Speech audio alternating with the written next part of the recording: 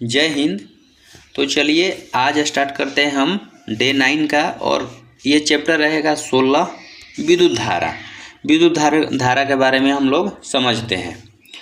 तो ये विद्युत धारा है क्या? वास्तव में विद्युत धारा क्या है? तो आवेशों के प्रवाह की दर को विद्युत धारा कहते हैं। किसको? किसी चालक में विद्युत आवेशों के प्रवाह की दर को विद्युत धारा कहते हैं। आवेशों को यहाँ समझिएगा, आवेश को, आयन को नहीं, मैं बार बार कह रहा हूँ, आवेशों के प्रवाह को विद्युत धारा कहते हैं, आयन के प्रवाह को नहीं। आयन का प्रवाह किस में होता है? वैद्युत अपघट्ट में। जैसे बैटरी का पानी होता है ना, उसमें वैद्युत अपघट्ट में आयन का प्रवाह होता है, और इसमें विद्युत आवेश का, आवेशों के प्रवाह की दर को विद्युत धारा कहते हैं। इसका एसआई मात्रक क्या होता है? एम्पियर होता है, और ये धन दिशा की ओर गति करती है, और ये एक अदिश राशि है। विद्युत धारा में इतना ही याद रखना है कि आवेश की प्रवाह की दर को विद्युत धारा कहते हैं। ये धन आवेश की ओर प्रवाहित होती हैं। इसका एसआई मात्रक एम्पियर होता है, और ये अदिश राशि होती है। बस अब बात करते हैं नेक्स्ट, यहाँ से बात करते हैं। ये 1 एम्पियर विद्युत धारा, इसमें 1 एम्पियर विद्युत धारा में केवल ये याद रखना है कि इसका मान 6.25 × 10⁸ इलेक्ट्रॉन होता है। ठीक है। प्रतिरोध क्या है? जैसे कोई पदार्थ, कोई वस्तु चल रही है, उसको रोकने के लिए घर्षण काम करता है। उसी प्रकार विद्युत धारा में जो रोकने का कार्य करती है उसको प्रतिरोध कहते हैं। मतलब रुकावट का कार्य करे वो प्रतिरोध है, व्यवधान का काम करे वो प्रतिरोध है। किसमें? विद्युत धारा में प्रवाहित में जो रुकावट बनती है उसको प्रतिरोध कहते हैं। प्रतिरोध का एसआई मात्रक याद रखना है, ओम। एक प्रतिरोध के बारे में जानना है कि प्रतिरोध है क्या, और इसका एसआई मात्रक जानना है। बस इतना। प्रतिरोध का एसआई मात्रक ओम। अब बात करते हैं मानव शरीर। देखिए, जब सूखा मानव शरीर रहेगा ना, शुष्क, तो विद्युत प्रतिरोध परिणाम की कोटि होती है वो जो 10⁶ ओम होती है। 10⁶ ओम। ओम इसलिए लगाएं क्योंकि प्रतिरोध का एसआई मात्रक ओम है। प्रतिरोध मतलब क्या होता है? रोकना, किसी वस्तु को रोकना, अच्छे काम करने से रोकना। जैसे चालक प्रवाहित हो रही है, उसको रोकना, कम करना। ठीक। नेक्स्ट बढ़ते हैं। ओम का नियम। ओम का नियम, पहली बात याद करना है कि ओम का नियम में तीन वैल्यू जानकारी पड़ती है। क्या? एक वोल्टेज, एक प्रतिरोध, एक धारा। ये तीनों रहेगा ना तो ओम का नियम सेटिस्फाइड करेगा। ओम का नियम में ये 2 दिया रहेगा, मतलब 2 दिया रहेगा, तीसरा का निकाल सकते हैं, V = IR या RI। ठीक। तो ओम का नियम पहली बात किस पे लागू होता है? तो चालक पे। किस पे? चालक के भौतिक गुणों पर। और ताप यदि परिवर्तित न हो तो जैसे वोल्टेज बढ़ेगा तो धारा भी बढ़ेगा, धारा बढ़ेगा तो वोल्टेज बढ़ेगा, ये याद रखिएगा। तो क्या होता है ओम का नियम? V = IR।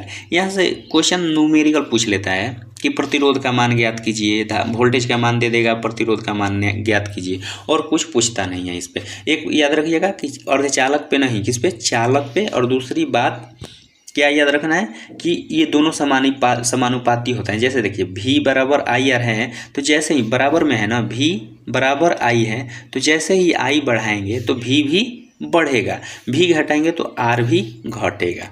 ठीक है। और यहाँ पे R, यदि रेजिस्टेंस बढ़ाएंगे तो क्या होगा? धारा का मान कम होगा, क्योंकि बाधा बढ़ा रहे हैं ना, तो धारा का मान घटेगा, वोल्टेज का मान घटेगा। तो V = IR याद रखिएगा। क्या होता है? प्रतिरोध का मान I। यहाँ पे R एक नियतांक है जिसे हम प्रतिरोध बोलते हैं, और इसे प्रतिरोध बोलते हैं। इसका एसआई मात्रक ओम होता है। ठीक है। जैसे ओमीय प्रतिरोध का जो फॉलो करता है, जो चालक ओम के प्रतिरोधों के नियम को फॉलो करता है, उसे प्रतिरोध को ओमीय प्रतिरोध कहते हैं। जैसे मैग्नीज का तार। और जो ओम के नियम को फॉलो नहीं करता उसे अनओमीय प्रतिरोध कहते हैं।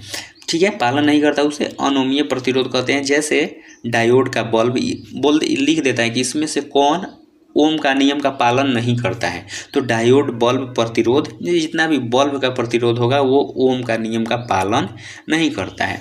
जैसे डायोड बल्ब का प्रतिरोध, ट्रायोड बल्ब का प्रतिरोध, ये ओम के नियम का पालन नहीं करता है। बढ़ते हैं चालकता की ओर। अब जैसे प्रतिरोध क्या करता है, धारा प्रवाह को रोकता है, बंद करता है, स्टॉप करता है। उसी प्रकार चालकता क्या है, उसका जस्ट ऑपोजिट, उल्टा हो जाता है, यानी ये बढ़ाएगा। और तो चालकता प्रतिरोध के व्युत्क्रम को चालकता कहते हैं, प्रतिरोध के व्युत्क्रम को चालकता कहते हैं। इसे जी से सूचित किया जाता है, किससे, जी से। उसको किससे, आर से सूचित किया जाता था प्रतिरोध को, और चालकता को जी से सूचित किया जाता है।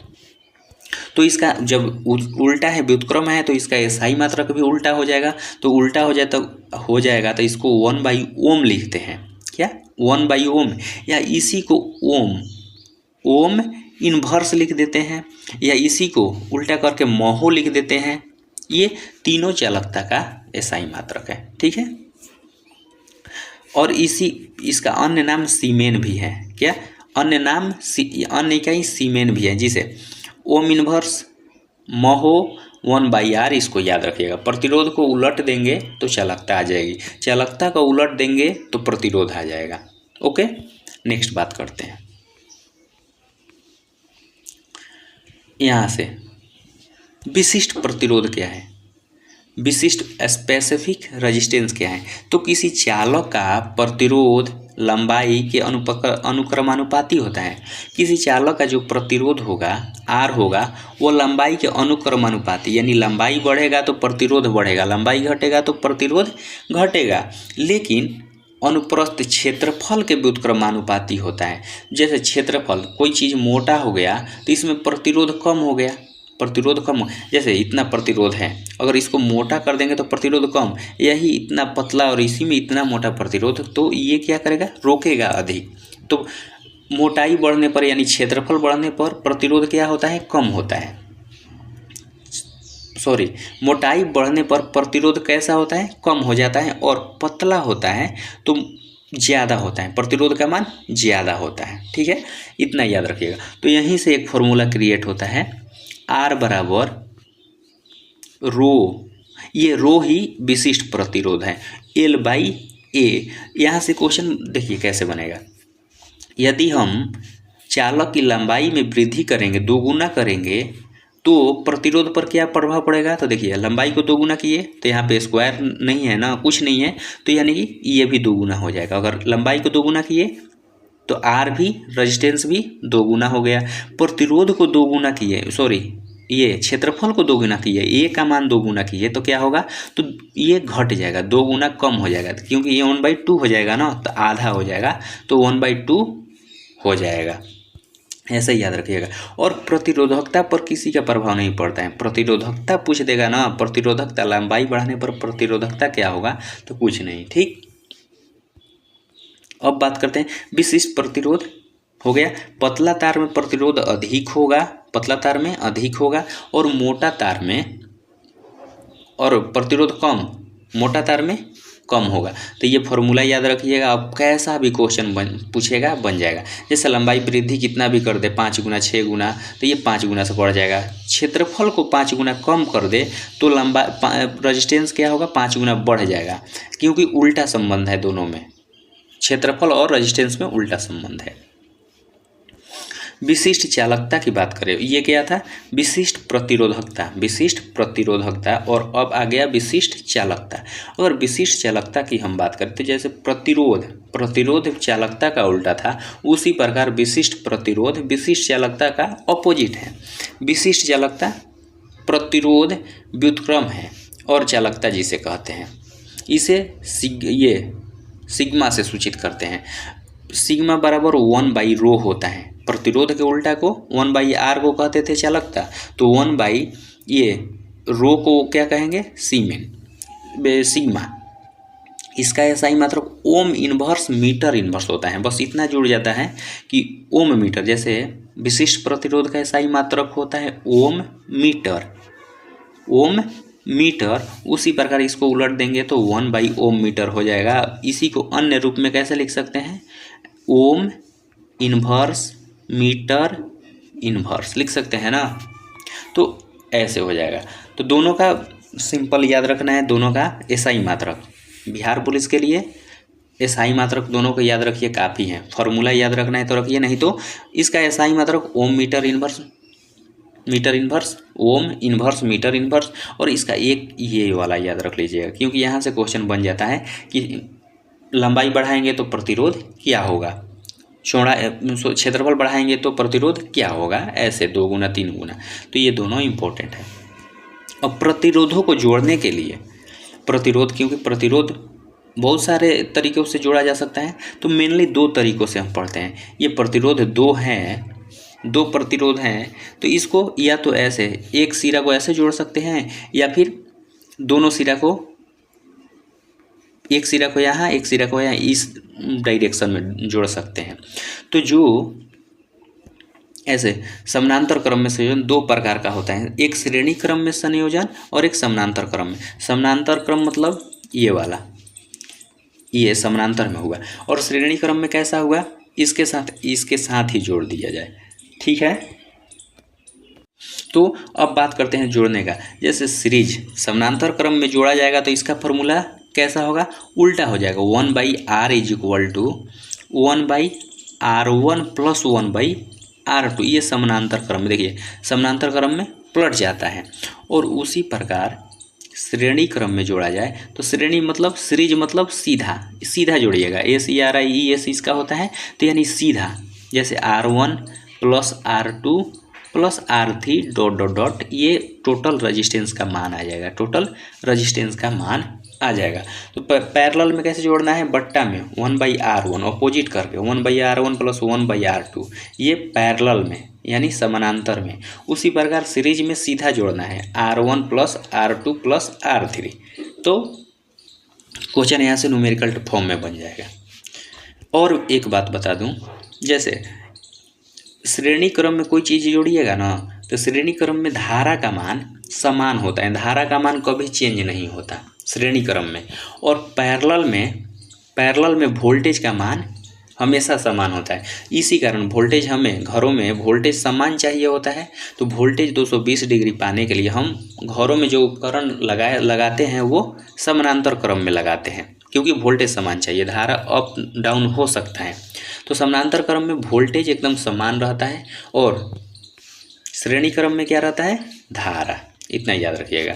इसीलिए बता ही देता हूँ, इसलिए जो वोल्ट मीटर होता है, वोल्ट मीटर होगा वो पैरेलल में लगेगा, समानांतर में। जैसे वोल्टेज हमें समान चाहिए, वोल्टेज समान चाहिए, तो समानांतर क्रम में लगाएंगे, तो वोल्टेज को नापना होगा कि कितना आ रहा है, तो पैरेलल में ही लगाएंगे ना वोल्ट मीटर को। तो वोल्ट मीटर मापने वाला वोल्टेज जो होता है, वोल्टेज को मापने वाला वोल्ट मीटर होता है, वो पैरेलल में लगाते हैं। और मीटर जो धारा को मापता है उसे सीधा लगाते हैं सीरीज में। ठीक है, इतना याद रखिएगा। इसका अगर डाउट हो रहा है तो एक होता है VIP, वोल्टेज को पैरेलल में लगाते हैं, बस इतना याद रखिएगा। तो एक अपोजिट हो जाएगा SI। ठीक है, ओम मीटर। अब बात करें हम ओम मीटर, तो ये प्रतिरोध को मापता है। ओम सजाने को दे देता है ना कि मीटर किसको मापता है, वोल्ट मीटर किसको मापता है, ओम मीटर किसको मापता है। तो मीटर विद्युत धारा, वोल्ट मीटर वोल्टेज, ओम मीटर प्रतिरोध, क्योंकि प्रतिरोध का ऐसा ही मात्रक ओम होता है, तो ओम मीटर किसको मापेगा तो प्रतिरोध को। अब बात करते हैं शक्ति को मेनली याद करना है, दोनों का गुणनफल। P बराबर वोल्टेज और धारा को गुना कर देंगे ना तो शक्ति निकल जाएगा। वोल्टेज और धारा को गुना करेंगे तो शक्ति निकल जाएगा। यानी क्या हो रहा है, यहाँ वोल्टेज बढ़ाएंगे तो धारा का मान बढ़ेगा, वोल्टेज घटाएंगे तो धारा का मान घटेगा। और वोल्टेज जैसे धारा का मान बढ़ाए तो भी शक्ति का मान बढ़ेगा। तो फॉर्मूला यहाँ से क्रिएट क्या हो गया, P बराबर वोल्टेज गुने धारा, बस इतना ही। शक्ति कोई भी दे, वोल्टेज गुने धारा। इसी कारण ना घर में जो किलोवाट ऊर्जा का माप करते हैं तो वोल्टेज गुने धारा कितना समय चला, 60 मिनट तो 60 मिनट, 60 घंटा इतना, और 1000 से गुना कर देते हैं तो ये किलोवाट में आ जाता है। ठीक है, तो आगे बढ़ते हैं। विद्युत शक्ति, विद्युत परिपथ में ऊर्जा का क्षय की दर को शक्ति कहते हैं। इसका ऐसा ही मात्रक क्या होगा, वाट होगा। विद्युत शक्ति का ऐसा ही मात्रक वाट होगा। और किलोवाट घंटा मतलब 1000 वाट। या 1 यूनिट, इसी को 1000 वाट को 1 यूनिट कहते हैं। 1 किलोवाट घंटा मात्रक अथवा यूनिट ऊर्जा की प्रवाह की वह मात्रा है जो किसी परिपथ में एक घंटा में व्यय होता है। ये याद नहीं रखना है, मेनली याद रखना है विद्युत शक्ति का फॉर्मूला P बराबर VI।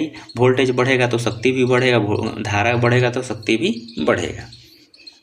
1 किलोवाट में कितना, 1 किलोवाट में कितना 1000 वाट, 1 यूनिट में कितना 1000 वाट, दोनों का सेम ही होता है। अब यहाँ से घरों में व्यय खर्चा निकालना होता है तो क्या होता है, किलोवाट घंटा निकालना होता है। तो देखिए ये वोल्टेज, ये धारा और इसमें जितना समय रहेगा उसको घंटा से गुना कर देंगे और 1000 से भागा दे देंगे तो ये यूनिट निकल जाएगा, वाट घंटा बटा 1000। शक्ति दिया रहेगा तो जानते हैं हम शक्ति का फॉर्मूला P बराबर VI होता है। बस इसमें जितना समय दिया रहेगा गुना कर देंगे, आ जाएगा। यहाँ से बात करते हैं हम आमीटर। आमीटर मैंने बताया कि आमीटर क्या मापता है, एम्पियर मापने में, यानी धारा मापने में, विद्युत धारा मापने में, एम्पियर को मापने में आमीटर का प्रयोग किया जाता है। और इसका प्रयोग कैसे, सीधा श्रेणी क्रम में लगाया जाता है। आदर्श आमीटर का प्रतिरोध 0 होता है। आदर्श कोई भी चीज़ हो वो सबसे न्यूनतम हानि पहुंचाती है, लॉस करता है, तो 0 होता है। वोल्ट मीटर को मैंने बताया क्या, समानांतर में, सदैव समानांतर में जोड़ते हैं और ये क्या करता है, वोल्टेज को मापता है। विद्युत फ्यूज, जो विद्युत फ्यूज होगा ये भी हमारे घरों में लगाया जाता है। और सुनी होंगी कि धारा अधिक होने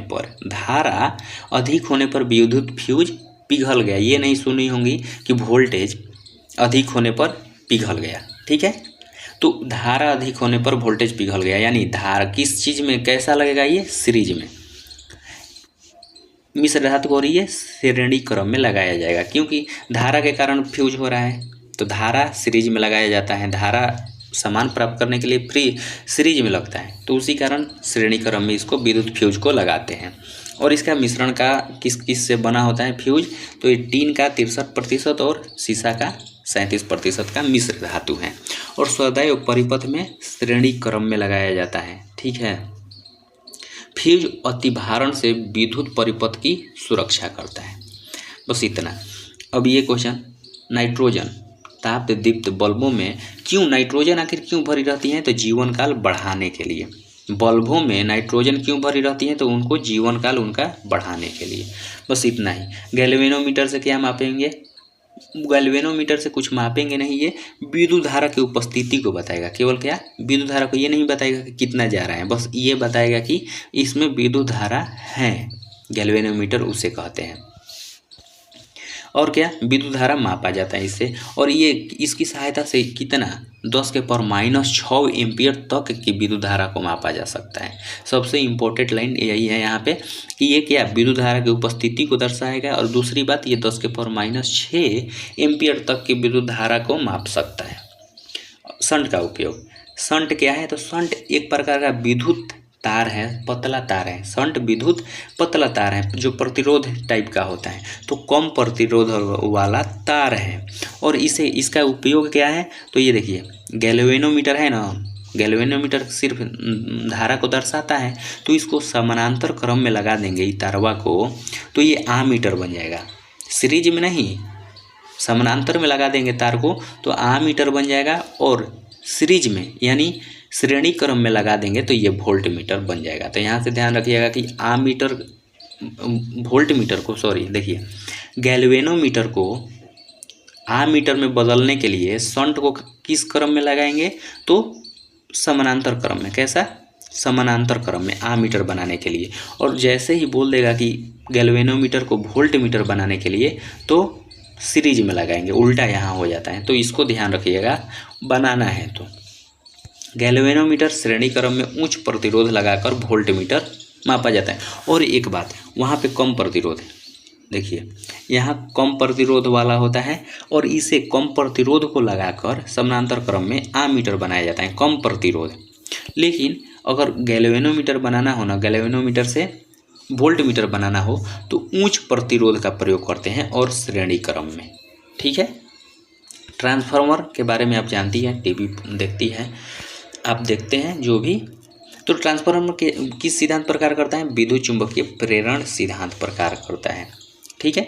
और इसका कार्य क्या है? तो एसी अल्टरनेटिंग करंट को, प्रत्यावर्ती धारा को ऊंच करना, वोल्टेज को ऊंच और निम्न करना, वोल्टेज को ऊंच तथा निम्न करना, इसे एसी वोल्टेज पर कार्य करता है, डीसी पर नहीं।